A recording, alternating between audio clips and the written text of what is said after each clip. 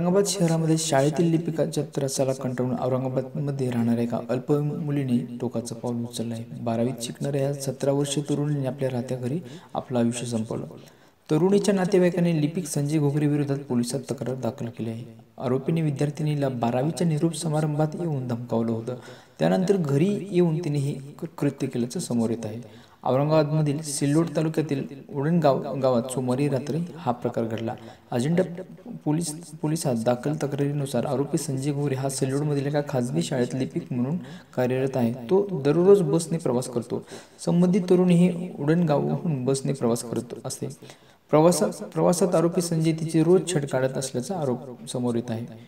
मी म्हणे तसं न वागल्यास माझ्याकडे असलेले तुझे फोटो आणि व्हिडिओ मी सोशल मीडियावर व्हायरल करेन. तुझी आणि तुझ्या कुटुंबाची बदनामी करण्याची धमकी घोगरे देत असल्याचा आरोपही तक्रारीत नमूद केला आहे. रोजच्या त्रासाला कंटाळून युवतीने याबाबतचं आपल्या पालकांना सांगितलं होतं. त्यांनी समजुती संजय घोगरेने छेडछाड बंद केली नाही. त्यामुळे तरुणीने आत्महत्या केल्याचे आरोप तक्रारीत नमूद केले आहेत.